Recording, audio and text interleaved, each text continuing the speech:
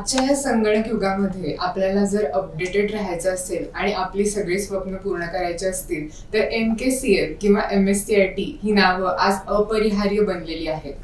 MSCIT मध्ये मागच्या 20 वर्षांमध्ये आणि आत्ताच्या MSCIT मध्ये आमूलाग्र बदल झालेला आहे. MSCITचा जो सगळ्यात महत्त्वाचा जो ऑब्जेक्टिव्ह आपण सुरुवातीपासून ठेवला तो असा आहे की IT साक्षरता आणि आता आपण जास्त त्याचं स्वरूप IT सक्षमता इथपर्यंत नेण्याचा प्रयत्न करतो. आमचा जो कोर्स आहे तो जनरली क्वालिटीवर आम्ही जास्त फोकस करतो, कारण ग्रामीण भागातल्या विद्यार्थ्यांना जे मिळतं ते शहरातल्या विद्यार्थ्याला सुद्धा सेम क्वालिटी मिळतं. त्यामुळे आमची जी इरा प्रणाली आहे त्याच्यावर आमचा फोकस असतो की प्रत्येक विद्यार्थ्यापर्यंत आपली डिलिव्हरी जी जाते योग्य क्वालिटेटिव्ह जाते नाही जाते याच्यावर आमचं लक्ष नेहमी त्यांच्याकडे मुलांकडे असतं. आजच्या या संगणक युगामध्ये आपल्याला जर अपडेटेड राहायचं असेल आणि आपली सगळी स्वप्न पूर्ण करायची असतील तर MKCL किंवा MSCIT ही नावं आज अपरिहार्य बनलेली आहेत. पश्चिम महाराष्ट्रामध्ये म्हणजे सातारा, सांगली, कोल्हापूरमध्ये यांच्या अनेक शाखा आहेत. त्यामध्ये 700+ शाखा आपल्याला पश्चिम महाराष्ट्रामध्ये आहेत त्यांच्या, आणि त्याच पद्धतीनं 25 लाखहून अधिक विद्यार्थ्यांना इथून त्यांनी शिक्षण दिलेलं आहे संगणकाविषयी. आणि डिजिटलायझेशन आता जे होत आहे, AI यासारखी आर्टिफिशियल इंटेलिजन्स यासारख्या ज्या टेक्नॉलॉजी येत आहेत तर यामध्ये जो डिजिटल क्षेत्रामध्ये जो बदल होत आहे तर त्या दृष्टीने मला वाटतं सर्वांनीच आज अपडेटेड राहणं आणि याविषयी छोट्यातली छोटी गोष्ट पण माहीत करून घेणं हे खूप खूप जास्त महत्त्वाचं आहे. आणि त्यासाठीच आपल्याला मार्गदर्शन करण्यासाठी MKCL आणि MSCIT ही नावं किंवा हे पर्याय आपल्यासमोर उभे आहेत. तर आज आपल्यासोबत आहेत MSCITचे regional coordination unit south Maharashtra पाहणारे मिस्टर अनिल गावंडे आणि senior general manager MKCL mister Amit Ranade. Namaskar sir, आपल्या दोघांचंही मनपूर्वक स्वागत आहे आजच्या या आमच्या पॉडकास्टमध्ये. तर मला तुम्हाला पहिल्यांदा हा प्रश्न विचारायचा आहे की तुम्ही दोघंही या सेक्टरमध्ये 25 वर्षाहून अधिक सर आपला अनुभव आहे आणि 20 वर्षाहून अधिक आपला अनुभव आहे या क्षेत्रामधला. तर आजचा हे पॉडकास्ट सगळ्याच वयोगटातील तरुण तरुणी असतील किंवा ज्येष्ठ नागरिक असतील हे पाहतील आणि शिवायच वेगवेगळ्या क्षेत्रामध्ये काम करणारे लोक पण पाहतील. तर एक 20 वर्षापूर्वी तुम्ही काम करत असताना असणारा MSCITचा अभ्यासक्रम आणि आता जेव्हा AI येतंय किंवा एवढं जास्त डिजिटलायझेशन झालंय, म्हणजे पेमेंटच्या बाबतीत पण आता फोनपे असेल, ह्या सगळ्या गोष्टी आलेल्या आहेत किंवा आपल्याला म्हणता येईल की एका आपल्या हातावर अख्खं सगळं जग आपल्याकडे या मोबाईलच्या माध्यमातून आहे. तर या कोर्समध्ये या 25 वर्षामध्ये काय बदल झालेले आहेत किंवा आता या कोर्सचं काय स्वरूप आहे किंवा तुम्ही काय देत आहात आता? Okay, thank you ma'am. खूप चांगला प्रश्न होता. MSCIT मध्ये मागच्या 20 वर्षांमध्ये आणि आत्ताच्या MSCIT मध्ये आमूलाग्र बदल झालेला आहे. MSCITचा जो सगळ्यात महत्त्वाचा जो ऑब्जेक्टिव्ह आपण सुरुवातीपासून ठेवला तो असा आहे की IT साक्षरता आणि आता आपण जास्त त्याचं स्वरूप IT सक्षमता इथपर्यंत नेण्याचा प्रयत्न करतो. सुरुवातीला जेव्हा आपण सुरुवात केली तर सुरुवातीपासूनच MSCITचा ऑब्जेक्टिव्ह असा होता की ग्रामीण भागातल्या विद्यार्थ्यांपर्यंत, आणि तुम्ही जसं बरोबर म्हटलं की ते विद्यार्थी असो, कॉलेजचे विद्यार्थी असो, गृहिणी असो, सिनियर सिटिझन्स असो, अक्षरशः शेतकरी असो, MSME म्हणजे छोटे व्यवसाय करणारे व्यक्ती असो, प्रत्येकाला IT कुठे ना कुठे लागत असतं. आणि आत्ताचं जे MSCIT आहे त्याच्यामध्ये जसं आपण जगामध्ये सगळीतूनच बघतो की मोठ्या प्रमाणात AI आलेलं आहे. त्यामुळे AI आहे, सायबर सिक्युरिटी आहे, किंवा इव्हन शाळेच्या विद्यार्थ्यांना आपण धरलं तर 9वी, 10वी, 11वी, 12वीमध्ये AIचा वापर करून किंवा कम्प्युटरचा वापर करून चांगला स्मार्ट अभ्यास कसा करायचा याच्याकरता पण कम्प्युटर किंवा स्मार्टफोन स्किल्स याची गरज असते.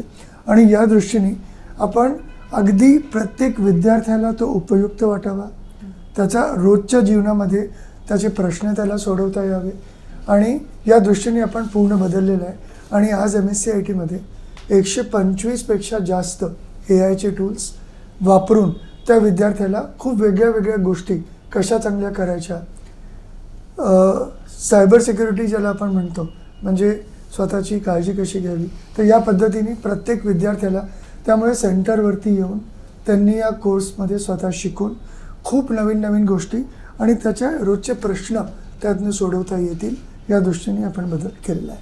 तर तुम्हाला काही ॲड करायचं आहे? मला याच्यात एक अजून ॲड असं करायचं आहे मॅडम की आमचा जो कोर्स आहे तो जनरली क्वालिटीवर आम्ही जास्त फोकस करतो, कारण ग्रामीण भागातल्या विद्यार्थ्यांना जे मिळतं ते शहरातल्या विद्यार्थ्याला सुद्धा सेम क्वालिटी मिळतं.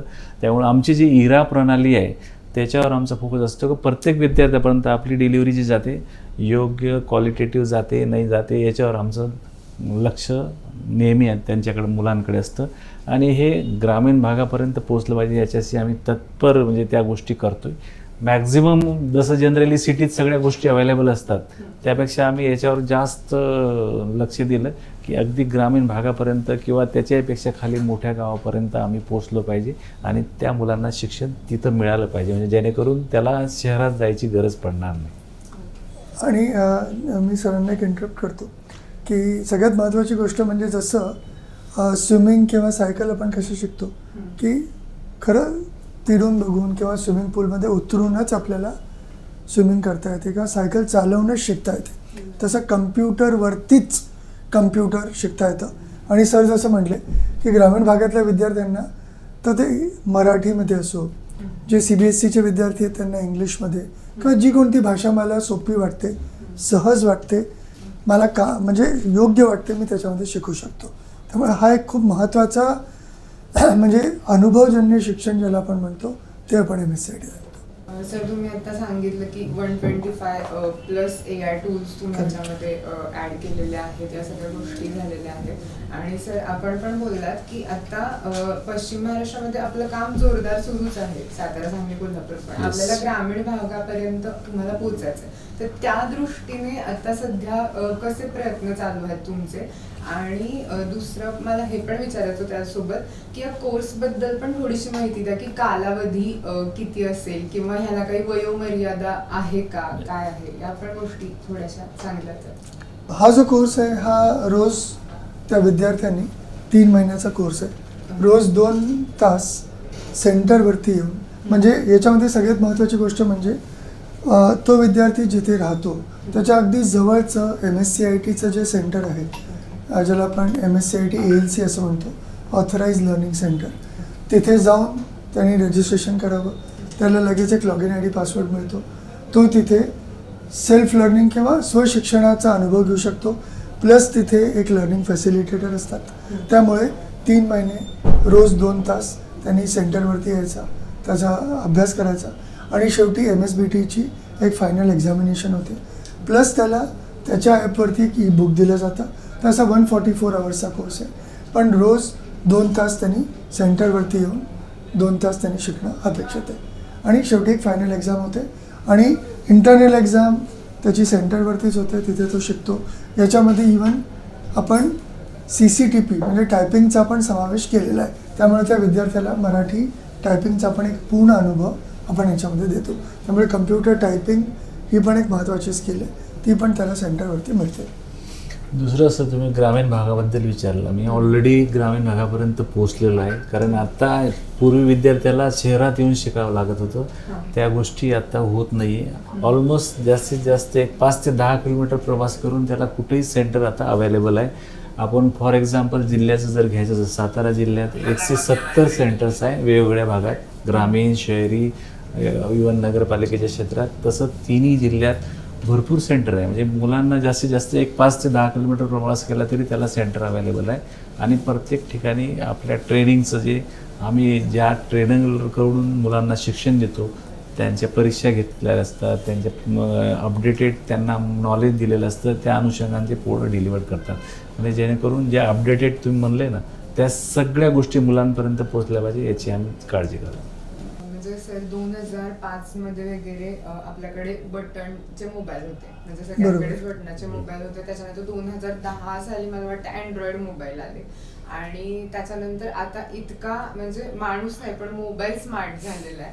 तर मग हे स्मार्ट मोबाईल वापरणारे स्मार्ट युजर्स आहेत का, म्हणजे ऑर्डिनरी युजर आणि स्मार्ट युजर ह्यामधला काय फरक आहे किंवा ह्या टर्मिनॉलॉजीज काय आहेत, ह्या जरा एक्सप्लेन करा. खरंच हा पण खूप चांगला प्रश्न होता की नुसतं IT येणं म्हणजे सध्या बऱ्याच वेळेला कसं होतं की मी कम्प्युटर वापरतो किंवा एखादा गेम खेळतो किंवा व्हॉट्सअप वापरतो, एखादा सिनेमा बघतो, म्हणजे कम्प्युटर येणं नव्हे. पण मी त्याचा स्मार्ट वापर करून म्हणजे मी समजा शाळेचा विद्यार्थी आहे, तर मी चांगले, आता सध्या एआयच्या जगामध्ये खूप चांगले प्रॉम्प्ट असतात, तर मी नुसतंच एंटरटेनमेंट पर्पज करता त्याचा वापर न करता माझ्या समोर मी माझ्या कठीण प्रश्नांची उत्तरं शोधू शकतो का, मी काही नवीन चांगले कठीण प्रश्न बनवू शकतो का, किंवा मी एखाद्या चांगल्या कॉम्पिटेटिव्ह एक्झामची परीक्षेची तयारी करू शकतो का, मला एखादी गोष्ट नाही कळली आहे तर ती मी नीट सोप्या भाषेत समजून घेऊ शकतो का. सो ते त्याचा जास्त स्मार्ट वापर झाला आणि थोडक्यात त्याचा वापर करून जास्त रिझल्ट मला मिळवता येतो का. म्हणजे अगदी साधं तुम्ही बघा तर वर्ड, आज खूप लोकांना असं वाटतं की अरे वर्डमध्ये काय वापरण्यासारखं, वर्ड, एक्सेल, पॉवर पॉईंट. पण एखादं बिझनेस प्रपोजल लिहायचं म्हटलं तर आपण परत ते वर्ड डॉक्युमेंट सुरुवातीपासून वापरतोय की एखादी रेडीमेड टेम्पलेट घेतोय आणि लगेच एडिट करतोय. तर लगेच एडिट करण्याची पद्धत स्मार्ट झाली, पण मी परत सुरुवातीपासून करतोय, तिथेही मी कम्प्युटर वापरतोय, पण ती तेवढीशी आपण स्मार्ट नाही म्हणू शकत. त्यामुळे स्मार्टर मेथड, फास्टर मेथड आपण वापरतोय का, AI टूलचा वापर करतोय का, ते महत्त्वाचं आहे. सो ते आपण आपल्या कोर्समध्ये खूप डिटेलमध्ये स्टेप बाय स्टेप शिकवतो, कव्हर करतो. त्या विद्यार्थ्याला, जसं सरांनी पण म्हटलं, ग्रामीण भागातला विद्यार्थी सोप्या भाषेत ते समजू शकतो का, ते पण आपण कव्हर करत असतो. म्हणजे आता एक अजून त्याचं उदाहरण द्यायचं झालं स्मार्ट युजरचं, मी सांगतो. आता जनरली काय आहे, शिक्षण हे ट्रॅडिशनल शिक्षण उपयोगाचं नाही आहे. नुसतं ट्रॅडिशनल ग्रॅज्युएशन झालं, पोस्ट ग्रॅज्युएशन झालं, ते फार महत्त्वाचं नाही आहे. की त्याला स्किल काय येतात हे फार महत्त्वाचं आहे. म्हणजे आता इंडस्ट्रीची रिक्वायरमेंटच अशी आहे की आम्हाला ह्या स्किलची मुलं लागतात. ते स्किल खरं तशा डिजिटल स्किल आमच्या ह्याच्यात बऱ्याचशा शिकवल्या जातात, ते त्याला उपयोगात पडतात. फॉर एक्झाम्पल, जर MSCIT झालेला असेल, आता कॉलेजमध्ये प्रत्येक कंपल्सरी प्रोजेक्ट रिपोर्ट तयार करायचं झालं, MSCIT ज्यांनी केलं त्याला प्रोजेक्ट रिपोर्ट बनवायला किती वेळ लागतो किंवा कसा करतो, आणि ज्याला माहीत नाही स्किल, ज्या डिजिटल स्किल, त्याला किती वेळ लागतो, हे जरी बघितलं तरी लक्षात येईल की स्मार्ट युजर कोण होऊ शकतो. एक अजून मुद्दा मी ॲड करतो याच्यामध्ये की MSCIT म्हणजे नुसतं कम्प्युटर नव्हे, पण अगदी स्मार्टफोनच्या छोट्या छोट्या गोष्टी पण आपण याच्यामध्ये कव्हर करतो. कारण MSCIT इज IT, आणि IT म्हणजे नुसता कम्प्युटर नव्हे, पण अगदी साध्या गोष्टी आहेत की चार्ज करत असताना फोनवरती बोललं नाही पाहिजे जेव्हा आपण चार्जिंगला लावलेलं आहे. तशा इतक्या हजारो गोष्टी आपण आपल्या कोर्समध्ये कव्हर करतो की मी स्मार्टर वापर करतोय का त्याचा, हे आपण शिकवतो. त्यामुळे टायपिंगपासनं चांगलं वागणं किंवा ग्रीन, सध्या कम्प्युटर वापरत असताना अगदी छोटीशी गोष्ट आहे की मी समजा 20 मिनटं कम्प्युटर वापरला तर 20 मिनिटांनी 20 सेकंद 20 फूट दूरवरची गोष्ट मी 20 वेळा कमीत कमी बघितली पाहिजे, त्यांनी माझ्या डोळ्यांवरती स्ट्रेस नाही होत. हा पण MSCITचा भाग आहे. नको असेल तेव्हा प्रिंट नाही घ्यायचे. त्यामुळे म्हणजे ग्रीन वापर करणं, एर्गोनॉमिक्स, मी माझं बॉडी पोस्चर कसं आहे, त्यामुळे स्मार्ट म्हणजे नुसतंच फीचर नव्हे, पण मी बसलो कसं आहे, माझं बॉडीचं पोस्चर कसं आहे, मी सारखं रील बघत असताना हातामध्ये फोन घेऊन माझ्या बोटांना त्रास त्यांनी करून येते. सो अशा खूप गोष्टी आपण त्याच्यामध्ये शिकवतो की ज्या नॉन ऑब्व्हियस आहेत. त्यामुळे तुमचा प्रश्न खूपच स्मार्ट होता. सो नाही सर, मला ही खरंच खूप कौतुकास्पद गोष्ट वाटली. कारण आता AI आल्यानंतर त्याचे जसे ॲडव्हान्टेजेस आहेत तसे डिसएडव्हान्टेजेस पण खूप जास्त आहेत. Yes. तर त्यावेळी आता या लहान मुलांना हे संस्कार आत्तापासून देणं किंवा त्यांना ते इथिक्स किंवा तत्व आत्तापासून शिकवणं खूप गरजेचं आहे. आणि हे जर तुमच्या या कोर्समध्ये असेल तर खरंच ही खूप जास्त कौतुकास्पद गोष्ट आहे. कारण खूप वेळा मोबाईल यूज करताना आपण आपल्या शरीराकडे पाहत नाही. मानेचे, हाताचे, बोटांचे, म्हणजे सांध्यांचे खूप विकार होतात, पण माणसांना माहीत पण नसतात. तर त्यामुळे ह्या जर गोष्टी खरंच या छोट्या छोट्या गोष्टींचा तुम्ही विचार केला असेल तर नक्कीच हा कोर्स म्हणजे कौतुकास्पद आहे. म्हणजे एर्गोनॉमिक्स नावाचं एक पूर्ण आपण याच्यामध्ये पूर्ण एक पिलर आहे, चॅप्टर आहे की त्याच्यामध्ये एर्गोनॉमिक्स, गो ग्रीन, म्हणजे त्या सगळ्या गोष्टी कशा आणि का वापरायच्या. म्हणजे it is not only about computer, पण सगळं त्याचं पेरिफेरल, बेस्ट प्रॅक्टिसेस, मग त्याला आपण स्मार्ट कोर्स असं म्हणतो. यानंतर मला तुम्हाला पुढे असं विचारायचं आहे की आता सध्या युट्यूबवर खूप जास्त व्हिडिओज अवेलेबल आहेत, त्यामुळे प्रत्येकाला काय वाटत असतं की मी व्हिडिओज बघितला की माझं मी काम करू शकतो. म्हणजे वर्ड असेल, पीपीटी बनवायची असेल, एक्सेल मधलं काम असेल, तर मी ते व्हिडिओज बघेन, तो काही कोर्स असेल तरी कोर्स तो करेन आणि होऊन जाईल माझं काम. हा एक माइंडसेट आहे. आणि दुसरा आहे की काय काय जण त्याच म्हणजे जे ट्रॅडिशनल त्यांना जे माहिती आहेत गोष्टी कॉम्प्युटर बद्दलच्या किंवा मोबाईल बद्दलच्या किंवा इकडून तिकडून काही ज्ञान आलेलं असतं, लोकांचं ऐकलेलं असतं, त्या गोष्टी असतात, त्याच्यावरच ते मोबाईल किंवा त्यांची कामं करत असतात. तर त्यांना असं वाटत असतं AI वापरून एवढा काय उपयोग आहे. तर मग आत्ताच्या काळात AI शिकणं कितपत गरजेचं आहे किंवा ती काळाची खरंच गरज बनलेली आहे का AI शिकणं? सर मी याला Yes. थोडंसं उत्तर देतो. तुमच्या बोलण्यामध्ये 2 वेगवेगळे मुद्दे आले, रदर 2 प्रश्न होते की यूट्यूबचे खूप सारे व्हिडिओज आलेले आहेत आणि AI. तर मी आधी यूट्यूबच्या व्हिडिओजवरती येतो. आणि याच बोलण्यामध्ये तुम्ही एक छान शब्द वापरला, ज्ञान. तर मी थोडंसं त्याला बायफर्केट करतो आणि सगळ्या पेरेंट्सना पण माझी अशी रिक्वेस्ट आहे की अगदी समजा आपण एक साधा प्रश्न आपल्या समोर घेतला की छोटेपणी पेरेंट्स म्हणून किंवा मी पण किंवा तुम्ही पण सायकल चालवणं आपण कसं शिकलो, तर आपले आई वडील मागचं ते सायकलचे कॅरियर मागे धरायचे, तुम्ही सायकलवरती बसायचं आणि तुम्ही चालवायला लागला. स्विमिंग कसं शिकलो, तर पाण्यामध्ये उतरून शिकलो. यूट्यूबचे व्हिडिओ बघून एकही असा कोणी, तुम्ही स्वतःही असाल, तुम्ही आता मेडिकलमध्ये आहात, पण यूट्यूबचे व्हिडिओ बघून तुम्ही सर्जरी करू शकत नाही. यूट्यूबचे व्हिडिओ बघून आपल्याला जे मिळतं त्याला इन्फॉर्मेशन म्हणतात. सो यूट्यूबचे व्हिडिओ बघून तुम्हाला पॉवर पॉईंट काय आहे हे मिळतं, पण MSCITच्या सेंटरवरती जाऊन जेव्हा तुम्ही ते शिकता, तुम्ही बरोबर शब्द वापरला, ज्ञान. ज्ञान म्हणजे काय, तर इन्फॉर्मेशन इन ॲक्शन. म्हणजे जेव्हा तुम्ही तो व्हिडिओ बघता मग ते पॉवर पॉईंट खरंच क्लिक करून, ओपन करून, इन्सर्ट करून टेबल बघता, इन्सर्ट इमेज करता, तेव्हा ते शिकता. तर जेव्हा तुम्ही MSCITच्या सेंटरवरती जाल तेव्हा तुम्ही इडामध्ये ते शिकाल, पण लगेच ते करून बघाल. So inform to perform is learning. So it is not only videos. मग दुसरा, त्यामुळे ज्ञान कधी मिळतं जेव्हा तुम्ही करून बघता. त्यामुळे नुसतं यूट्यूबच्या व्हिडिओवरती एखादी गोष्ट बघणं तुम्हाला इन्फॉर्मेशन देतं, पण खरं ते करून हाताने बघावं लागतं. सो ते आपण MSCITत शिकवतो. आणि दुसरा जो मुद्दा होता AI खूप महत्त्वाचा आहे, कारण AIमुळे आपली म्हणजे 100 कामं सोपी होतात. त्यामुळे AIच्या मदतीने आपण जास्त स्मार्टर काम आता करू शकतो. म्हणजे अगदी साधं उदाहरण की स्मार्टफोन हाताशी आला, तो वापरायचा नाही वापरायचा, त्याचे फायदे पण असतात, नुकसान पण असतात. शेवटी आपण कसं वापरतो ते महत्त्वाचं आहे. त्यामुळे AI एक काय म्हणतात युगधर्म आहे, तो आपल्याला वापरायलाच पाहिजे. पण AIचा वापर करून त्याच्यामध्ये आपला ह्युमन अँगल, आपलं डोकं वापरून त्याचा बरोबर वापर आहे का तो आपण करून खूप चांगले रिझल्ट देऊ शकतो. त्यामुळे AI प्लस यू, त्यामुळे I आणि AI हे दोन्ही महत्त्वाचं आहे. सो तिथे AI कसं वापरायचं हे महत्त्वाचं आहे आणि तो आपण विद्यार्थ्यांना शिकवतो. नुसतंच AIने वाहवत जायला नको, तुम्ही आणि AI. सो ह्युमन टच आणि टेक्नॉलॉजी, आणि हे विद्यार्थ्यांना आलं पाहिजे, कळलं पाहिजे. नुसतंच प्रश्न सोडवणं नाही, तो का, कसा, त्याची गरज काय, याची AI आपल्याला उत्तरं देतं. खूपच छान पद्धतीने आपण म्हणजे सांगितलं. किंवा त्याचं AI बद्दल तुम्हाला मी एक अपडेट देतो. आपल्या कराडचीच आहे. आम्ही AIचा एक वर्कशॉप घेतला होता आपल्या प्रेस रिपोर्टरवाल्यांसाठी.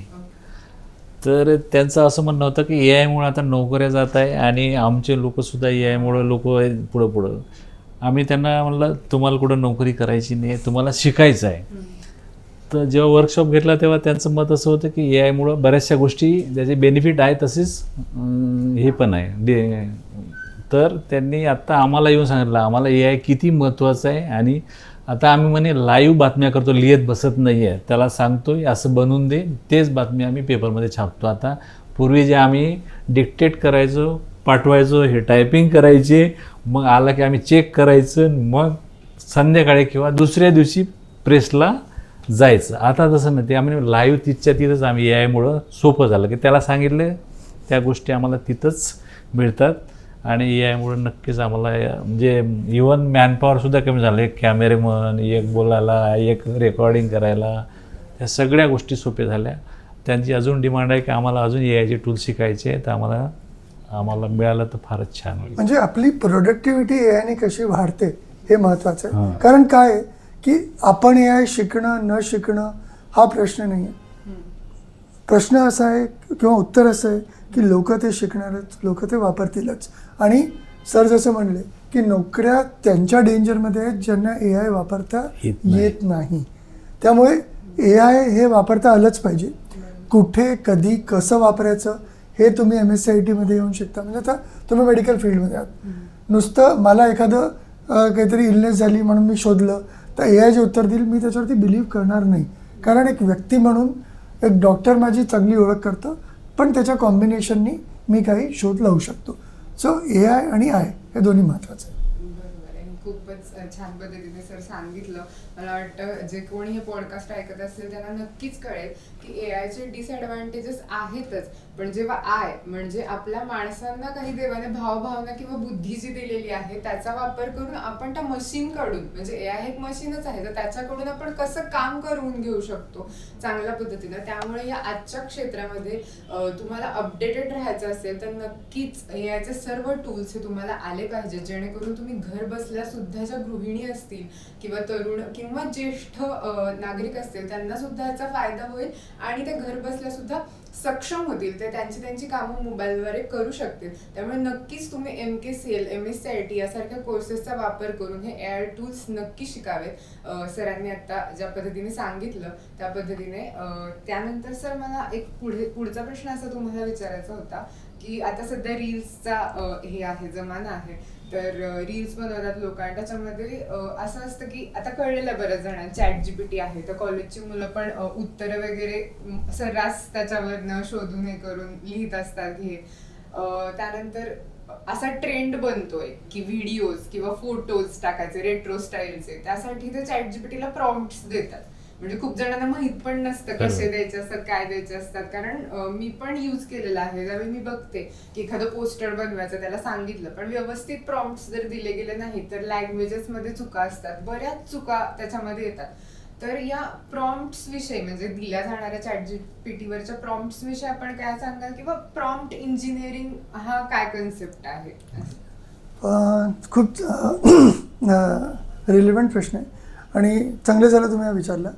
प्रॉम्प्ट इंजिनिअरिंग पण आपण MSCIT मध्ये शिकवतो.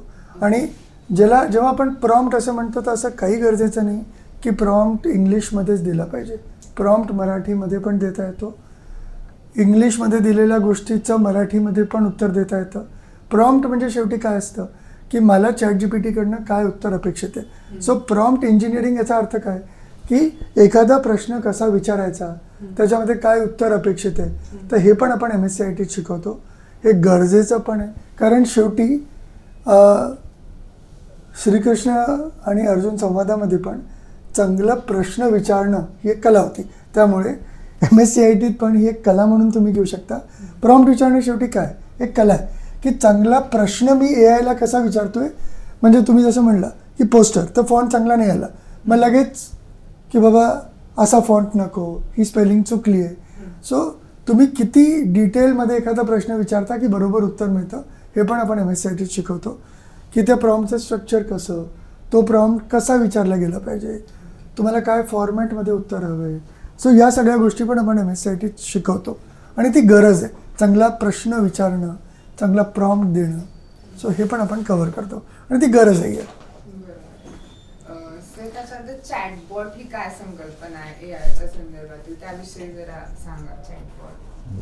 चॅटबॉट बद्दल क्रांती आणि दोन्ही तुम्ही. चॅटबॉट संकल्पना समजा खरंच अनुभवायची असेल तर आपण MSCIT मध्येच आपल्या लर्निंग सिस्टममध्येच एक ज्याला आपण AI पॉवर्ड असं म्हणतो, क्रांती नावाचं एक चॅटबॉट आपण दिलेलं आहे. पण चॅटबॉट ही संकल्पना अशी की जेव्हा आपल्या MSCITचं मुख्य ऑब्जेक्टिव्ह एक असा पण आहे की जेव्हा तो विद्यार्थिनी आपल्या सेंटरवरती येते तर कानाला हेडफोन लावून शांतपणे मी स्वतःहून कसं शिकायचं. तुम्ही आता एक रीलचं उदाहरण घेतलं. सध्या काय झालं आहे की रीलमुळे छोटे छोटे व्हिडिओज मला बघण्याची एक सवय लागली आहे. पण एखादा चांगल्या व्हिडिओमधनं शांतपणे एखादी गोष्ट मला नाही जमली तर मी परत ती मागे करून शिकू शकते. तर ते मी शिकल्यानंतर शिकत असताना मला एखादा प्रश्न पडला तर तिथे क्रांती नावाचा आपला एक चॅटबॉट आहे, जो आपण MKCLनीच आपल्या ग्रामीण भागातल्या प्रत्येक विद्यार्थ्याला चॅटबॉटचा पण अनुभव आपल्या सेंटरवरतीच यावा म्हणून तो दिला आहे. तिथे नुसतं क्लिक केलं की क्रांती नावाचा चॅटबॉट उघडतो. ती क्रांती म्हणजे क्रांती एक ताई आहे, ती रोज वेगवेगळ्या वेशभूषामध्ये येते. म्हणजे समजा दिवाळी असेल तर असं वाटतं की अरे ही दिवाळीच्या चांगल्या तशा परिधानामध्ये आहे. तिला आपले विद्यार्थिनीमध्ये जसं आपण बोलतो तसे ते बोलून प्रश्न विचारतात की क्रांतीताई, मला ना हे एक्सेलमध्ये डेटा एंट्री कशी करायची हे मी या व्हिडिओत बघितलं आहे, पण मला ना हे थोडंसं अजून नीट समजावून सांगते का? आणि ती क्रांती बोलून त्याचं उत्तर देते. त्यामुळे हा एक मोठं इनोव्हेशन आपण आपल्या MSCITत केलं आहे. विद्यार्थी बोलू लागलेत. सध्या तुम्ही बघितलं तर सगळी दूर नुसतं रील व्हिडिओ बघण्यातच आपण बिझी आहोत. विद्यार्थी आपले बोलतच नाहीत. पण आता आपल्या सेंटरमध्ये येऊन ते क्रांतीशी बोलतात, 4 प्रश्न विचारतात, त्याची उत्तरं मिळतात. त्यामुळे विद्यार्थ्यांना काय हवं आहे हे कळायला लागलं. त्यामुळे चॅटबॉटच्या प्रश्नामधनं मला याचं पण उत्तर तुम्हाला देता आलं आणि याचा पण खूप छान वापर केला जातो आहे. जेव्हा आपण हे रिलीज केलं तर आजपर्यंत लाखो विद्यार्थ्यांनी लाखो प्रश्न ते आपल्या क्रांतीला विचारलेत आणि खूप विविध प्रश्न विद्यार्थी विचारतात. त्यामुळे एक वेगळा अनुभव AIचा आपल्या सेंटरवरती मिळतो. त्यामुळे तुम्हाला अनुभवायचा असेल तर तुम्ही MSCIT घ्या. त्यात एक गोष्ट अजून ॲडिशन करतो मी. त्यात काय झालं, जनरली मुलं प्रश्न टीचरला अवॉइड करतात विचारायचे, म्हणजे त्यांना थोडंसं हे असतं माझं बरोबर आहे चुकीचं आहे. पण आता ते क्रांतीताईला एवढे बिनधास्त विचारतात, काय पण विचारतात, मी घरी गेल्यावर काय करू किंवा इवन मला आता काय केलं पाहिजे. म्हणजे असं ज्याला म्हणतो ना मित्र कसे मोकळे बोलतात ना तसं त्यांच्याशी संवाद साधतात. जनरली फॅकल्टीला किंवा टीचरला एवढे डिटेलमध्ये ते प्रश्न विचारत नाही. ते त्यांच्या मनातली भीती जरा दूर झाली त्या क्रांती चॅटबॉटमुळं. त्यामुळे ते आमच्या दृष्टीनं फार महत्त्वाचं टूल आमच्या MSCITमध्ये आहे. आणि याचं प्रमोशन करण्याकरता पण समजा तुम्ही सगळ्यांनी सेंटरवरती जाऊन नुसतं क्रांती कशी आहे असं विचारलं तरी आपण एक छान, म्हणजे शिकण्याच्या आधी पण तुम्ही क्रांतीला पण हे सगळे प्रश्न विचारूच शकता की मी काय MSCIT करू, मी एक काय छोटा व्यवसाय करतो तर मला MSCIT कुठे मदत करू शकते. तर तिथे पण क्रांती उत्तर देते. त्यामुळे क्रांतीचा अनुभव कोर्समध्ये पण आहे आणि काउन्सेलिंगमध्ये पण आहे. त्यामुळे तो पण एक अनुभव घेऊ शकतो. त्यामुळे एक मोठं इनोव्हेशन मराठी भाषेकरता आपण हे मराठी, हिंदी, इंग्लिश तिन्ही याच्यामध्ये क्रांतीच उत्तरं देते. म्हणजे ही नक्कीच MSCIT किंवा MKCL मध्ये एक वेगळी क्रांती आहे डिजिटल युगातली असं पण नक्कीच म्हणू शकतो. मला यालाच जोडून एक प्रश्न विचारायचा होता की सर, जे आपण म्हणलं डाऊट सॉल्व्हिंग विषयी, तर आपल्या सेंटरवर जे टीचर्स असतात त्यांच्याबद्दल आपण काय सांगाल, किंवा त्यांचं क्वालिफिकेशन किंवा त्यांच्या स्टुडंट्सना एक पर्सनॅलिटी डेव्हलपमेंट असेल किंवा हे सगळं शिकवण्यामागे कसा हातभार असतो, काय असतो? बरं, मगाशी मी तुम्हाला ह्याच प्रश्नातनी थोडंसं चर्चा केली होती की आमचे जे ट्रेनर असतात किंवा सेंटर असते ते फॅकल्टी म्हणा किंवा शिकवणारे आपले लॅब सपोर्टवाले म्हणा, त्यांच्या आम्ही ऑनसेट म्हणून एक एक्झाम घेतो. खरंच ते त्यांना शिकवता येतं का, त्यांची एक बिफोर ट्रेनिंग एक्झाम असते दरवर्षी आणि ते तज्ज्ञ लोकच तिथं त्या सेंटरमध्ये काम करतात, जेणेकरून मुलांना ज्या गोष्टी अवेलेबल आपण करून देतो त्याचं सगळं शंका असेल काय असेल समाधान होईल इथपर्यंत त्यांना आपण ट्रेनिंग देतो. आणि त्यांची परीक्षा म्हणजे सर्टिफाईड ज्याला म्हणतो ना आपण अशी एक परीक्षा घेतो, सर्टिफाईड फॅसिलिटर तिथं असतात. आणि काही मधनं जसं अपडेट मगाशी सर म्हणाले की बऱ्याच गोष्टी येतात ना, तर मग आम्ही त्यांचं ट्रेनिंग पण घेतो मदतच. काही गोष्टी नवीन आल्या तर त्या अपडेट त्यांच्यापर्यंत पोचवतो जेणेकरून ते मुलांना त्याचा बेनिफिट होईल. म्हणून असं नाही की त्यांना काहीतरी माहिती नाही आणि कोणी तिथं शिकवतं. ते सर्टिफाईड सगळे ट्रेनर म्हणा किंवा टीचर सगळे सर्टिफाईड असतात. आणि एक अजून याच्यातली महत्त्वाची गोष्ट आहे की त्यांची भूमिका सगळ्यात महत्त्वाची आहे. कारण ते आपण त्यांना टीचर न म्हणता लर्निंग फॅसिलिटेटर असं म्हणतो की ज्यांनी लर्निंग शेवटी कशी गोष्ट आहे की जी स्वतःहून घडते. तुम्ही पण टीचिंगपेक्षा तुम्ही एखादी गोष्ट अडला की तुम्ही स्वतः शिकत असता. आपल्या सेंटरचं वातावरण असं असतं की आपण या विद्यार्थ्यांना घडवण्याकरता ते स्वतःहून इडा जे आपलं फ्रेमवर्क आहे त्याच्यामध्ये स्वतःहून शिकतात. त्यांना फॅसिलिटेट करण्याचं म्हणजे ते शिकत असताना म्हणजे ते समोर नसून त्यांच्या पाठीमागे असतात. सो एक विद्यार्थी जेव्हा शिकतो तेव्हा लर्निंग फॅसिलिटेटरची भूमिका, कम्प्युटरवरती तो शिकत असताना कुठे अडला तर त्याला स्कॅफोल्डिंग ही जी संकल्पना आहे किंवा जे मी मगाशी उदाहरण दिलं ना की सायकल चालवत असताना तू मागे बस मी चालवतो आणि तू शिक असं नाही आहे.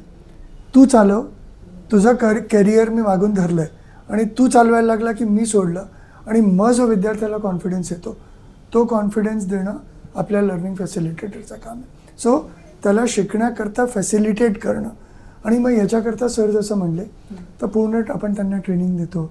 त्यांनाही स्वतःही सायकल चालवता आलीच पाहिजे ना. सो ती म्हणजे they are like scaffolders, they are like facilitators की जे शिकवत नाही आहेत पण शिकण्याकरता त्यांना प्रेरणा देतात आणि तो विद्यार्थी स्वतःहून शिकतो. So this is our uniqueness. ही आपली एक महत्त्वाचं इनोव्हेशन आहे. सर आता आपल्या मगासपासून जसा विषय चालू आहे त्या पद्धतीने स्मार्टफोन्स आहेत त्यामुळे प्रत्येकाचं असं असतं की मला पण आत्मनिर्भर व्हायचंय. म्हणजे मेक इन इंडिया असेल, डिजिटल इंडिया असेल, यासारख्या क्षेत्रामध्ये खूप जास्त प्रगती झालेली आहे आणि माणूस आत्मनिर्भर व्हायला बघतो की छोटी छोटी जरी कामं असतील तरी ती त्याला करायची असतात. म्हणजे शासकीय कामं असतील म्हणजे साधा आधार कार्डवरचा नंबर बदलायचा आहे, फोटो बदलायचा आहे, पॅन कार्डचं काही काम असेल, मुलांचे स्कूल कॉलेजेसचे फॉर्म्स असतील, हे सगळ्या गोष्टी असतात किंवा फॉर्मवर लावणारा फोटो पण MB मधून KB मध्ये करायचा आहे. छोट्या छोट्या गोष्टीसाठी आपल्याला मोबाईल किंवा लॅपटॉप आपल्या PCची आवश्यकता भासते आणि प्रत्येकालाच वाटत असतं की आपल्याला पण यावं या छोट्या छोट्या गोष्टी. तर यासाठी मला विचारायचं की आपल्या कोर्समध्ये या डिजिटल इंडिया मधल्या कोणत्या कोणत्या कौशल्यांचा समावेश आहे? येस, डिजिटल इंडिया म्हणजे आता सध्या तुम्ही बघितलं ना तर डिजिटल पब्लिक इन्फ्रास्ट्रक्चर हे भारताचं सगळ्यात महत्त्वाचं इनोव्हेशन आहे. म्हणजे जीपे आज तुम्ही बघितलं तर भारतामध्ये पहिली अशी कंट्री आहे की जिथे आज आपण अगदी जी मावशी आपल्याला म्हणजे भाजी विकत असते त्यांना पण आपण QR कोडनी पे करतो. त्यामुळे हे इनोव्हेशन आज जगामध्ये दुसरी ठिकाणी कुठेच नाही आहे. त्यामुळे या गोष्टी सगळ्या नीट येणं, मग ते जीपे असो म्हणजे अगदी बारीक बारीक साध्या साध्या गोष्टी की माझ्या फोनवरती QR कोड आला आहे आणि मी एक सिनियर सिटीजन आहे. सवय काय असते QR कोड ओपन केलं पे केलं, पण आता QR कोड माझ्याच फोनवरती आला, आता मी काय करू? आता मी जीपेमध्ये काय उघडू? तर छोटीशी गोष्ट आहे की अपलोड गॅलरीमध्ये जाऊन तो QR कोड अपलोड करा. मग माहिती नसतं की अरे पहिलं पेमेंट कमीचं करावं लागतं. किंवा अगदी साधी गोष्ट की सध्या जीपेचा स्क्रीनशॉट नाही घेता येत किंवा त्यामुळे जीपे झालं. तुम्ही जे म्हटलं की आधार कार्ड पण step by step mobile number बदलायचा म्हणजे नक्की काय करायचं? डिजिलॉकरवरती डॉक्युमेंट अपलोड करायचे म्हणजे काय करायचं? ब्रॉडर आपल्याला सगळ्यांना माहिती आहे, पण तिथे नंबर कोणता टाकायचा, कसा टाकायचा, कुठे टाकायचा, तो स्क्रीन कसा दिसतो, ते जे किंवा मला माझं काय म्हणतात पॅन कार्ड अपडेट करायचं आहे, पॅन कार्ड. तर अशा 100 ज्या गोष्टी आहेत त्या आपण आपल्या कोर्समध्ये कव्हर करतो आणि त्या गरजेच्या आहेत. कारण मला माहिती आहे पण किसान ॲप वापरून मी नक्की मार्केटिंग कशी करू शकतो माझ्या शेतकरी म्हणून, किंवा अगदी साधं माझ्या काय म्हणतात झाडाच्या पानांवरती कीड लागली आहे, मी नक्की काय करायचं? तर स्नॅपचॅट वापरून, स्नॅपचॅट नाही, मी ते स्नॅप टूल आहे त्याच्यावरनं फोटो काढून कीड कोणती आणि त्याला काय औषध दिलं पाहिजे, तिथे AIचा वापर कसा करायचा, अशा 200 स्किल्स वेगवेगळ्या आपण याच्यामध्ये कव्हर करतो. सो एक महत्त्वाचा पिलर येतो आमच्या कोर्समध्ये. एक डेली लाईफ सायकल स्किल म्हणून तो एक पिलरच आहे. त्याच्यात सगळे म्हणजे इवन पॅन कार्ड ॲप्लिकेशन या इवन MSEBचं बिल कसं भरायचं हे सुद्धा त्यात आहे. आणि मग सांगितलं जीपे सारख्या बऱ्याचशा गोष्टी त्याच्यात आहे. म्हणजे इवन मुलांनी जर त्या स्किल शिकला ना तर त्याला कदाचित कॅफेवर जायची गरजच पडणार नाही. त्याचा इवन CETचा फॉर्म तो भरू शकतो, त्याचं आधार कार्ड स्वतः अपडेट करू शकतो, पॅन कार्डचं अप्लिकेशन करू शकतो, बऱ्याचशा गोष्टी अशा आहे. आम्ही तो एक पिलरच आमच्या MSCIT daily life cycle skill म्हणून आहे. आणि दुसरी महत्त्वाची गोष्ट म्हणजे हे शिकलं ना की ऑब्जेक्टिव्ह असं आहे की त्या विद्यार्थ्यांनी इतकं उत्साहित व्हावं की त्यांनी जाऊन आईबाबांना घरी जाऊन की बाबा आज हे शिकलो, ही नवीन गोष्ट आहे, आईला सांगावी, बहिणीला सांगावी. सो ते एक्साइटमेंट लोकांपर्यंत पोहोचवणं हा आपला एक महत्त्वाचा त्याच्या मागचं. शेवटी हे सगळं आपण जेव्हा नवीन गोष्टी शिकतो so we have to tell others ना, तर ते पण एक महत्त्वाची गोष्ट आहे. या संदर्भात पुढे असा प्रश्न होता माझा की आता आपण बघतो की मग असे जसं तुम्ही QR कोड्स सांगितलं तसे OTP पण येतात आपल्या फोनवर आणि बऱ्याच वेळा माहित नसतं म्हणजे त्या हे जे ज्येष्ठ नागरिक आहेत त्यांना ह्या गोष्टी माहित नसतात की अरे OTP आला सांगून द्या, किंवा हल्ली AI ने काय होतं व्हॉइस पण मॉडिफाय करतात आणि आपल्या रिलेटिव्हचा वगैरे व्हॉइस ऍड करून किंवा व्हिडिओ कॉल वर त्यांचा फेस लावून ह्या गोष्टी करतात आणि एक OTP वगैरे सांगा आणि तो आल्यानंतर पेमेंट मधनं पैसे गेलेल्याचं आपल्याला दिसून येतं. अशा खूप गोष्टी घडून येतात. म्हणजे आपण जसं मगासपासून बोलतो की AI आलंय, त्याचे ऍडव्हान्टेजेस आहेत तसेच डिसएडव्हान्टेजेस पण आहेत. तर सायबर सिक्युरिटी हा पण आता एक खूप ज्वलंत विषय झालेला आहे किंवा याविषयी लोकांमध्ये एक जागृती असणं किंवा ह्या गोष्टी त्यांना माहीत असणं खूप गरजेचं आहे. तर तुम्ही याविषयी काय सांगाल? MSCIT सायबर सिक्युरिटीचा एक पूर्ण पिलरच आहे आणि वेगवेगळे जे फ्रॉड होतात त्याच्या ज्या पद्धती आहेत त्या पण आपण अतिशय डिटेलमध्ये कवर करतो.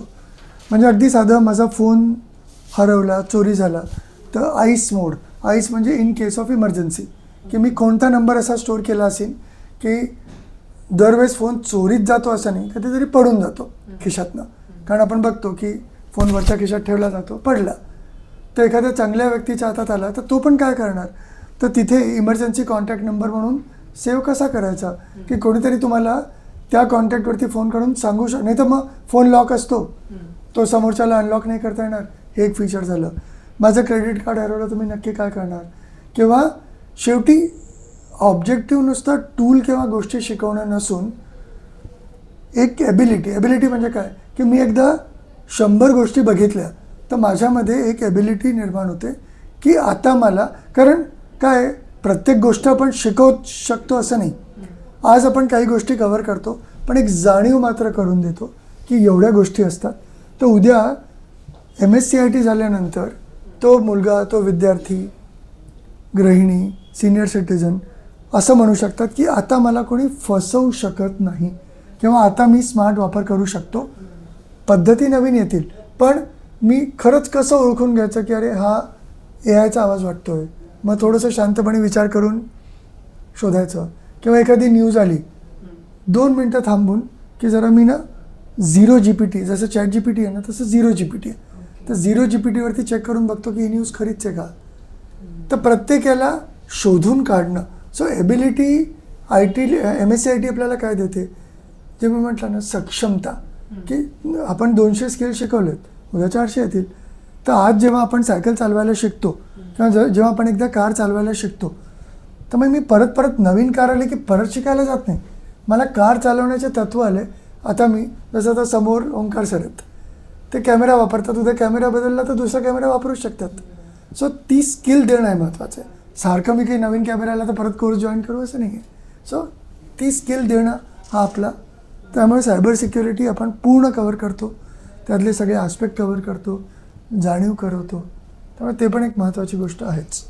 आणि त्यात ॲडिशन मी एक करतो मॅडम, आपल्या रिजनसाठी म्हणजे सातारा, सांगली, कोल्हापूर या जिल्ह्यात ऑलमोस्ट 500+ सेमिनार आम्ही याच्यावर सायबर सिक्युरिटीवर घेतले. काही पोलिसांच्या मदतीने घेतले, त्यांना जिथे करायची होती. आणि आमचं टार्गेट होतं ज्युनियर कॉलेज आणि सिनियर कॉलेज. जास्तीत जास्त मुलं हे फोन वापरणारे हे रेंज आहे म्हणजे त्या ऑडियन्स.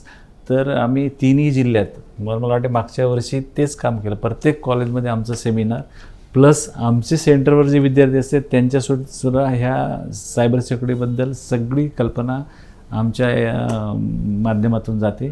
त्यामुळे त्याच्यावर आम्ही भरपूर काम केलं आहे. फक्त कसं आहे ते काही ऐकून विसरून जायचं किंवा ते लोक खरंच त्या सेमिनार केल्यामुळे त्याला सगळ्या गोष्टी कळले का, कारण त्याच्यात प्रत्येक याच्यात वेगवेगळ्या गोष्टी आहे. म्हणजे नेमकं क्राईम काय झाला चोरी झाली, खून झाला, या बऱ्याचशा गोष्टी आहे. म्हणजे जसं पेमेंटच्या बाबतीत आहे ना, म्हणजे ज्याला आपण फायनान्शियल क्राईम म्हणतो ना, ते याच्यापेक्षा डेंजर झालं, क्राईम डेंजर झालं आहे. म्हणजे मर्डर, खून वगैरे जे होत होते ना, त्याच्यापेक्षा जास्त फायनान्शियल क्राईम आता जास्त आहे. म्हणजे रेशो ज्याला म्हणतो ना आपण, फ्रिक्वेन्सी भरपूर झाली.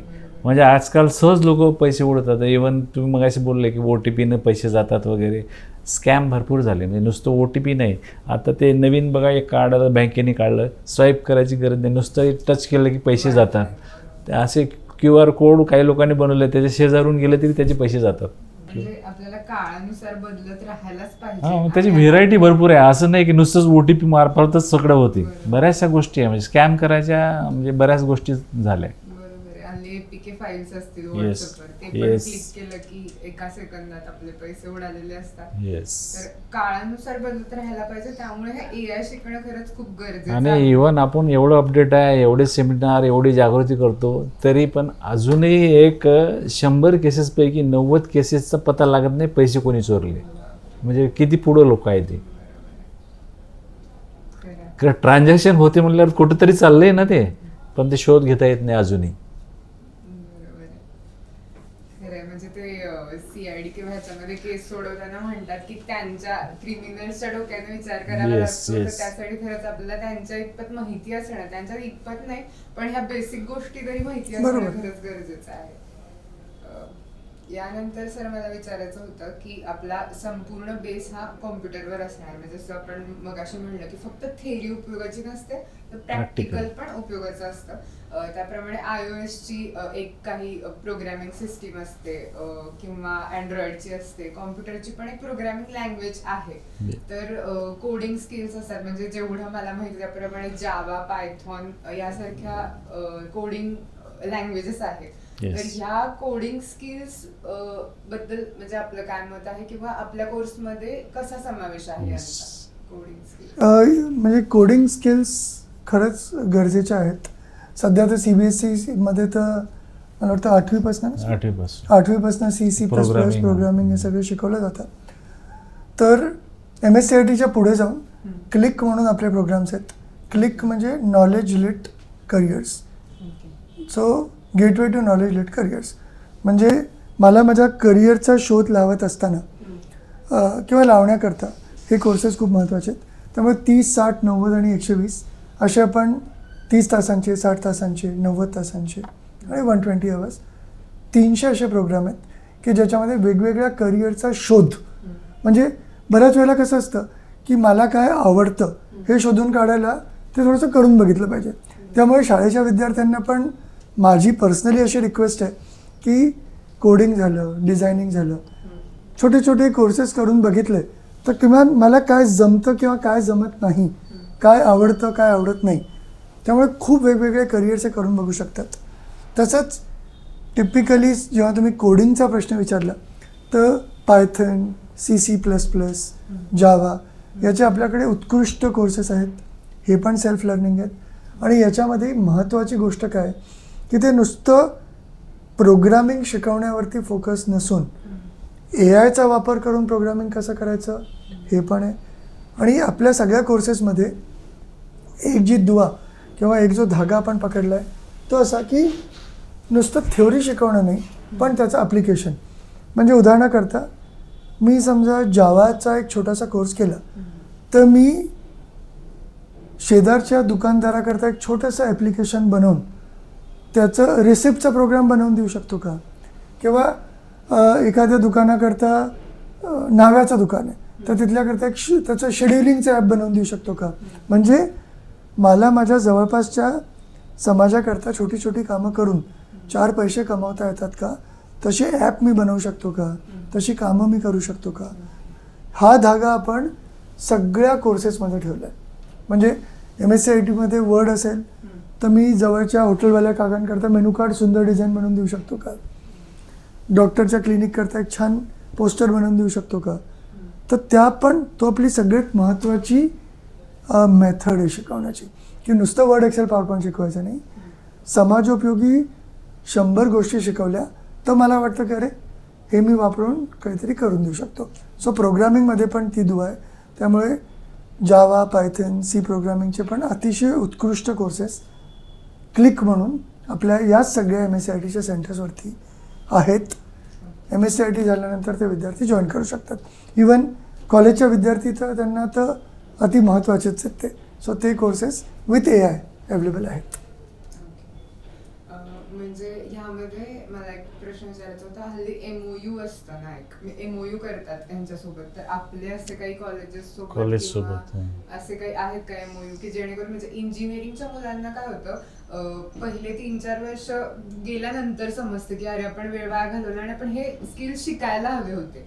मग त्याच्यानंतर सुरुवात करण्यापेक्षा ते जेव्हा शिकत असतात तर त्याच वेळी हे म्हणजे MSCIT किंवा MKCL सोबत जर MOU करून या गोष्टी झाल्या तर त्यांना आधीच त्याचा थेअरी प्लस प्रॅक्टिकल असा एक तसं काही. आता बऱ्यापैकी आमची प्रोसेस तेच चालू आहे. म्हणजे बऱ्याच कॉलेजमध्ये फॉर एक्झाम्पल सांगायचं असलं बऱ्याच कॉलेजमध्ये MOU झालेले आहे आमचे.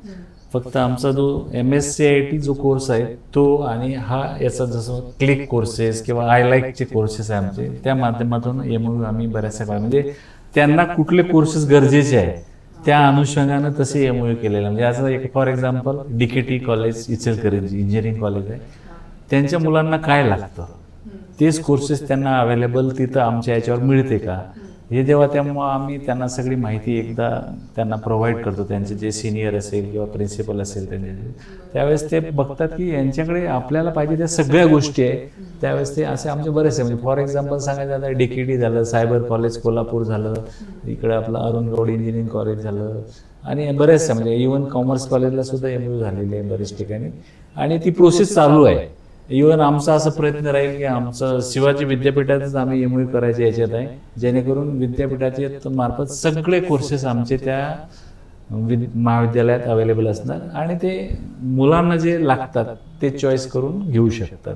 असा आमचा प्रयत्न चालू आहे. कदाचित ते जर झालं तर आपल्या रिजनमध्ये सगळ्या कॉलेजमध्ये MKCLचे ते कोर्सेस अवेलेबल असणार आहे. नक्कीच यावेत. कारण मी त्याच दृष्टीने प्रश्न विचारला, म्हणजे आपण जर बघितलं अभियांत्रिकी क्षेत्रातील MBA, तुम्ही आता कॉमर्स पण म्हणला, तर मला असं वाटतं मेडिकल पण म्हणजे कॉम्प्युटर इव्हन ॲग्री पण बरोबर ॲग्री, फार्मसी आणि आता NEPनी पण ती मुभा दिली आहे की ओपन इलेक्टिव्ह म्हणून किंवा चॉईस बेस्ड क्रेडिट्समध्ये पण मी वेगवेगळे विषय निवडू शकतो. म्हणजे मेडिकल म्हणून तुम्ही पण एक्सेलचा कोर्स घेऊ शकता.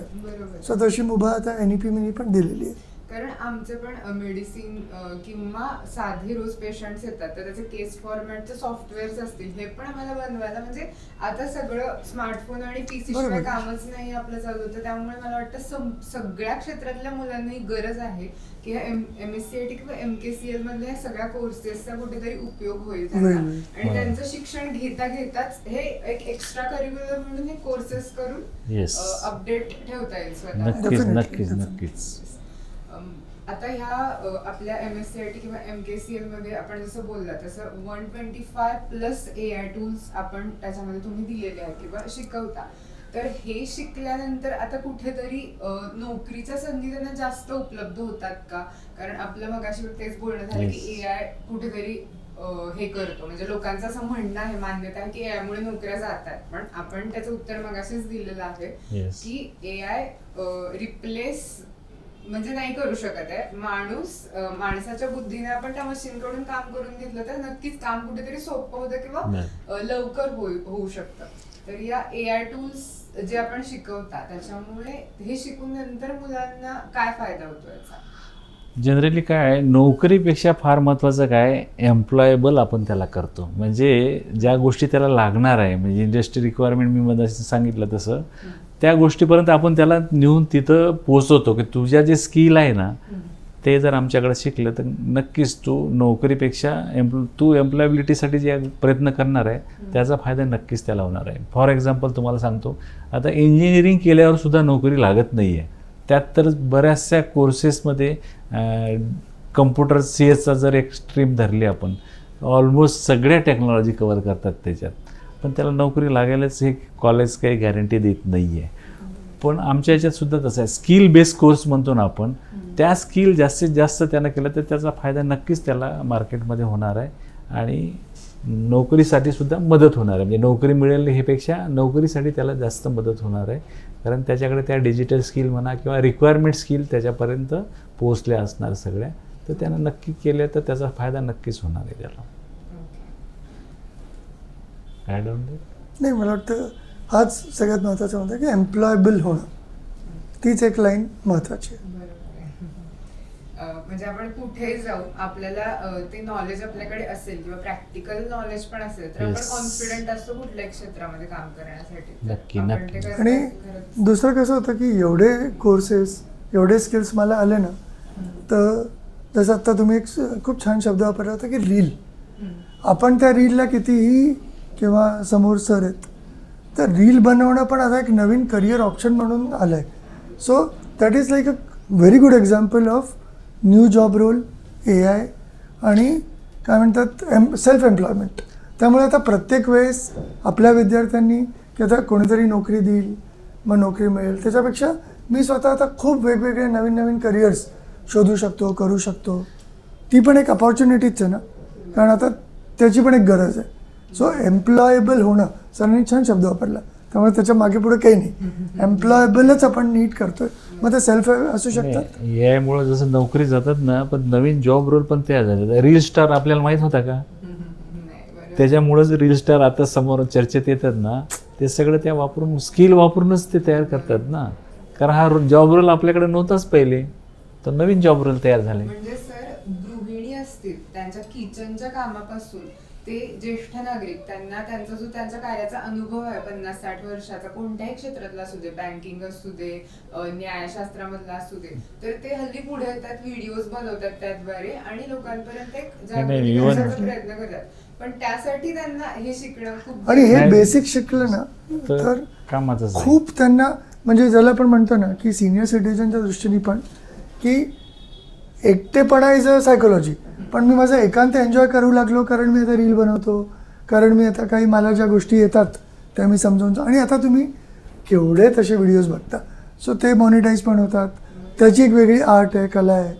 So now days freelancing is a new career, ज्याला आपण गिग इकॉनॉमी म्हणतो ना, पण ते खूप पुढली गोष्ट आहे. म्हणजे आत्ता एम्प्लॉयबल होणं ही एक महत्त्वाची स्किल याच्यामध्ये मिळते. आणि यूट्यूब आणि रील म्हणलं ना तुम्ही, मागच्या आठवड्यात मी एका उद्घाटनाला कोल्हापूरला गेलो होतो. महापौर होत्या, त्याचे सगळे अधिकारी होते. मी त्यांना तेच प्रश्न विचारला, तर सगळ्यात जास्त मोबाईलचा वापर ह्या लेडीज करतात. त्यांना विचारलं मी, तुम्ही रेसिपी कधी बघितल्यात? तर त्या तिथं 200-250 रील आहे, त्यापैकी सगळ्यांनी हात वळला. आम्ही रेसिपी बघूनच घरचं काहीतरी बनवायचं असलं तर पहिले रेसिपी बघतो. इव्हन त्या महापौर स्वतः म्हणल्या की आम्ही मुलांना जेवायला घालायचं असलं तरी मोबाईल वापरतो. म्हणजे वापर मोबाईलचा कसा करायचा याच्यापेक्षा कोणाला काय पाहिजे ना ते मिळतं ना, त्याच्यामुळे त्याचा वापर वेगवेगळ्या अँगलनं सगळेच जण करत आहे.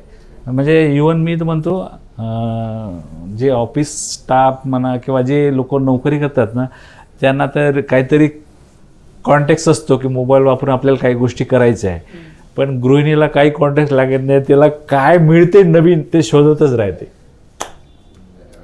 त्याच्यामुळं त्या बेसिक गोष्टी त्यांना जर आल्या ना, ते तुम्ही जसं म्हणलं ना तसं की जर तिला रील बनवून आलं ना, रोज एक रेसिपी टाकू शकते ते.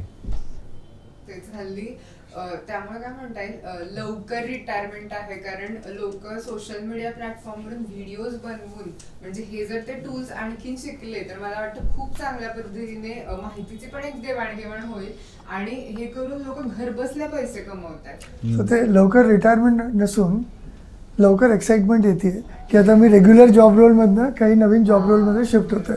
सो एक मोठं ट्रान्सफॉर्मेशन घडतंय. इव्हन त्या एका लेडीजनं असं सांगितलं, उलट आम्हाला आता सोपं झालं, रेसिपी बघून लगेच करता येईल. पूर्वी माझ्याकडे 10 पुस्तक असायचे, ते एक एक काढायचं, बघायचं त्याची रेसिपी आणि मग आम्ही बनवायचं. आता तसं नाही, इथं समोर ठेवला ते सुरू. तर हे नक्कीच ह्याचा आपल्याला जितके चांगल्या पद्धतीने उपयोग करून घेता Yes, तितके yes. करता येईल आणि शिकता पण येईल ह्यातून.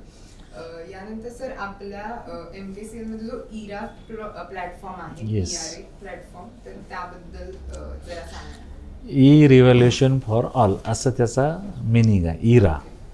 मग अशी इराबद्दल सर भरपूर बोलले. म्हणजे आमची एक ती प्रणाली आहे, एज्युकेशन लर्निंगची जी प्रोसेस आहे ना, ते त्याच्या माध्यमातून, म्हणजे तसं कुठेही नाही. म्हणजे एकमेव उदाहरण, इव्हन मी म्हणतो भारतातच नाही, सगळीकडे जे असं एकमेव उदाहरण आहे की ते लर्निंग त्याच्या मार्फत होते. जनरली काय असते, पूर्वी बघा आपटेक किंवा NIT कोर्सेस जेव्हा कम्प्युटरचे करायचे ना, ते बोर्डवर शिकवायचे आणि मग काहीतरी लोटस हे फॉक्स बेस असे प्रोग्राम होते, तेव्हा त्यावेळेस विंडोज वगैरे नव्हते. आमच्या याच्यात तसं नाही. आणि ती एक प्रणाली आहे, म्हणजे ते कोणाकडे आहे तर फक्त आमच्या ट्रेनिंग सेंटरकडे, दुसरीकडे कुठेही अवेलेबल नाही आहे. ज्याला MSCIT शिकायचं असेल तर तो ट्रेनिंग सेंटरवरच गेला पाहिजे आणि त्या प्रणालीमधूनच शिकला पाहिजे.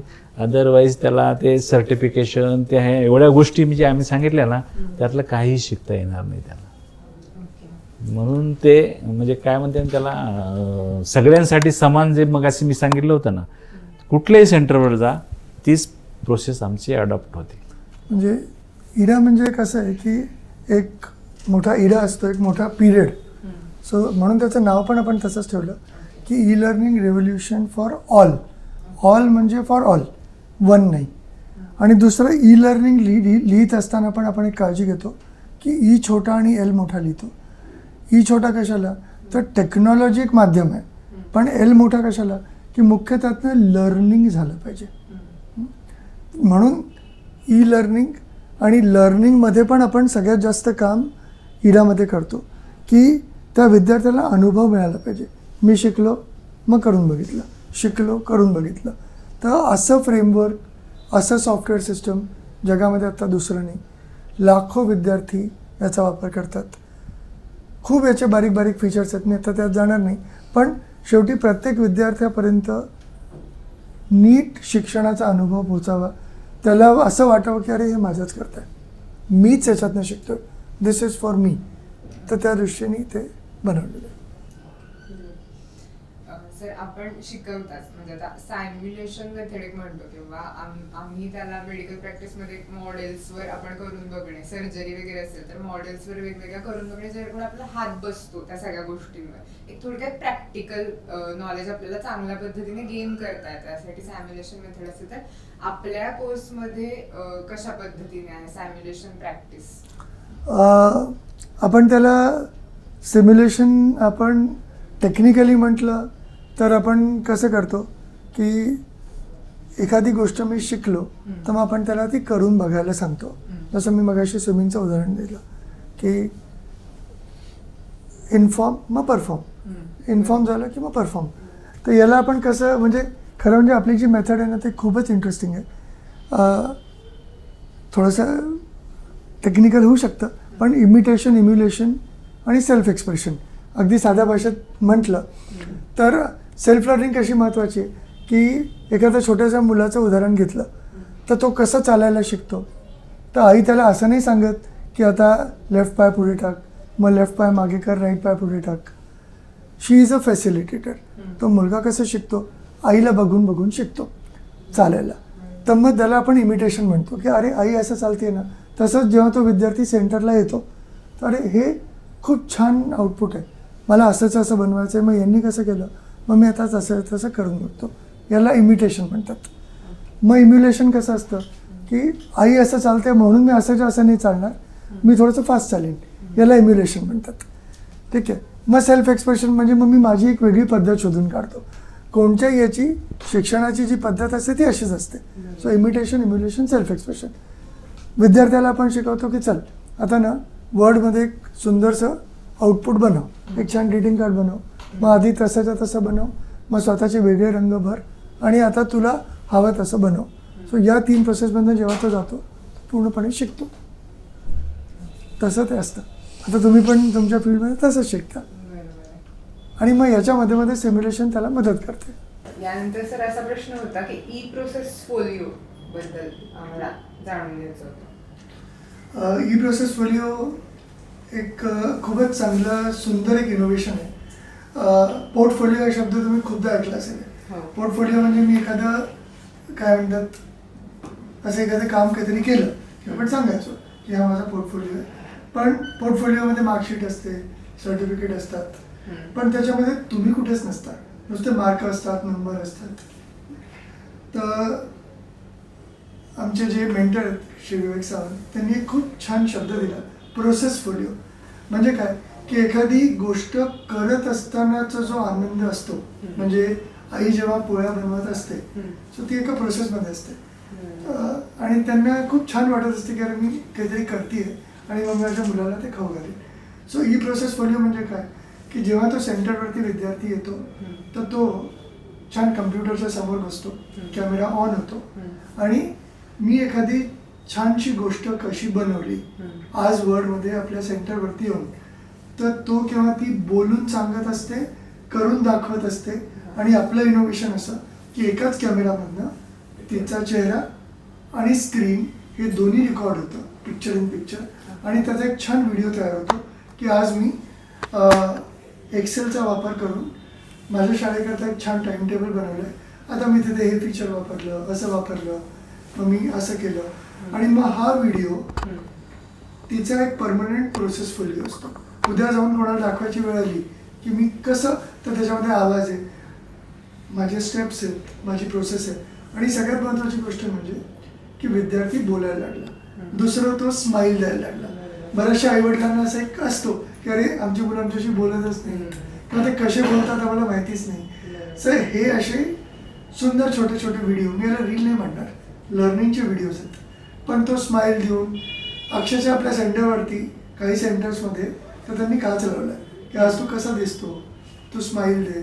कारण स्माईल देणं ही AI च्या बियॉन्डची गोष्ट आहे, ही माणसाला जमू शकते.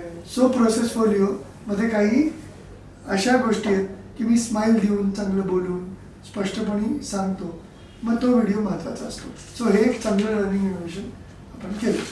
म्हणजे छोटे छोटे प्रोजेक्ट जे करायला देतात ना त्याच्या स्टेप बाय स्टेप सगळं रेकॉर्ड होते आणि कसं केलं असं नाही आउटपुट आलं मी हे टाकलं आणि असं आउटपुट आलं असं नाही. त्या स्टेप काय फॉलो केल्या ते सुद्धा त्याच्यात रेकॉर्ड होते. ही संकल्पना सर मला खूप आवडली, कारण आपण जनरली म्हणतो की एखादी गोष्ट आपल्याला कळल्याशिवाय आपण ती दुसऱ्याला सांगू शकत नाही किंवा दुसऱ्याला सांगितलं की आपण अजून जास्त आपल्याला चांगल्या पद्धतीने कळते. तर आपण ही प्रोसेस करतो आणि जेव्हा त्याचा व्हिडिओ बनवतो किंवा मी ह्या पद्धतीने गेले तर काही आपले डाऊट्स असतात ते पण क्लिअर होतात आणि आपण आपल्या जे काही अनुभव आहे ते शेअर करत असतो. त्यामुळे तो स्ट्रॉंग आपल्या मनामध्ये बसून जातं की ही प्रोसेस कशी करायची छान मुद्दा आहे. तुमच्यामध्ये मेडिकल फील्डमध्ये हा खूप महत्त्वाचा आहे. बरोबर. त्यामुळे ही खरंच खूप छान संकल्पना आहे. आता मला वाटतं आपण पॉडकास्टच्या एक शेवटच्या भागाकडे येतोय, तर मला हा प्रश्न विचारायचा होता एक महिला म्हणून की गृहिणींसाठी हा कोर्स किती फायदेशीर आहे. गृहिणींकरता हा कोर्स खरंच सर खूप महत्त्वाचा आहे. कारण एका बाजूला म्हणजे AI पेक्षा मी असं म्हणेन की सायबर सिक्युरिटीचा जो आस्पेक्ट आहे तो डिजिटल पेमेंट करत असताना कॉन्फिडेंटली पेमेंट कसं करायचं, त्यामुळे डिजिटल पेमेंट एक भाग झाला. ऑनलाईन शॉपिंग, मग मी अमेझॉनवरती करू की फ्लिपकार्टवरती करू किंवा काय गोष्ट कुठून घ्यायची, कुठे स्वस्त मिळते, कम्पॅरिझन करणं किंवा रेसिपी तर मगाशी सरांनी एवढं डिटेल सांगितलंच. पण खरंच शोधता येणं, मला काहीतरी क्विकली करायचं आहे आणि नुसतं शोधता येणं कन्झ्युमर झालं. पण मी एखादी नवीन रेसिपी बनवली तर मी माझं चॅनल पण बनवू शकते. तिसरी गोष्ट म्हणजे आज गृहिणींसमोर हा पण एक प्रश्न समोर येतोच की माझा मुलगा आता 7वी 8वीमध्ये आहे, त्याला अभ्यासाचे काही प्रश्न पडले तर मी एकदम कसे सोडवणार. कारण हा प्रश्न मलाही माझ्या मुलाबद्दल येतोच. त्यामुळे त्याच्या अभ्यासामध्ये रस घ्यायचा असेल तर त्याच्या अभ्यासाचे काही प्रश्न मला आता लगेच ChatGPTनी सोडवता येतात. तो नक्की कसा अभ्यास करतो, म्हणजे अक्षरशः तुम्ही तुमच्या मुलाच्या क्लासवर्क होमवर्क कॉपीचे फोटो घेऊन AI च्या मदतीने त्याचे, आणि याच्याकरता काही पैसे लागत नाहीत, म्हणजे फ्री क्रेडिट वापरून तो अभ्यास कसा करतोय, तो कसं शिकतोय किंवा एखाद्याच्या प्रश्नाचं त्यांनी उत्तर दिलं तर बरोबर आहे की नाही. पहिलं कसं असायचं की मला त्याच्या अभ्यासाविषयी कळत नव्हतं, पण आता म्हणजे या 3 गोष्टी ते लगेचच गृहिणींकरता महत्त्वाच्या आहेत. म्हणजे मला जे इमिजिएट जाणवलं ते होत आहे. मी तुम्हाला म्हणजे एक केस स्टडीज सांगतो तुम्हाला, महिलाला का गरजेचं आहे. आता माझंच एक्झाम्पल सांगतो. माझी मुलं CBSEला शिकायला होते.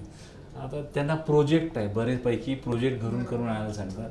ते प्रोजेक्ट मुलं नाही करत, ते गृहिणीलाच करावं लागते. कारण तिथं नाही तर हजर राहावं लागते. पॅरेंट मिटिंगमध्ये त्यांना विचारतात तुमच्या मुलांनी काय केलं काय नाही.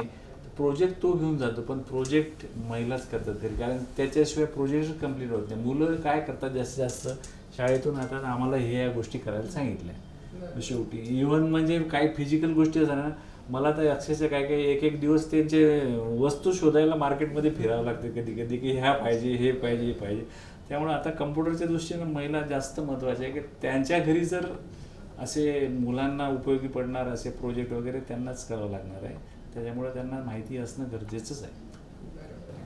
नक्कीच. कारण बऱ्याच वेळा असं म्हटलं जातं महिलांना की टेक्निकल नॉलेज कुठेतरी कमी असतं. तर मला वाटतं ही कमीपणाची जी हे आहे एक लेबल म्हणता येईल ते नक्कीच पुसून काढण्यासाठी प्रत्येक गृहिणीने हा कोर्स करणं पण गरजेचं आहे आणि अपडेटेड राहणं पण. पुसून करण्यापेक्षा भरून निघेल ते फार हां, महत्त्वाचं आहे. नक्की नक्कीच. तर आता म्हणजे आत्ता ही सगळी जी माहिती तुमच्याकडून मी ऐकली तर त्यावरून मला असं नक्कीच वाटतं की सर्व वयोगटातील म्हणजे तरुण असतील, गृहिणी असतील, ज्येष्ठ नागरिक असतील, सगळ्यांसाठी हा उपयोगी आहे.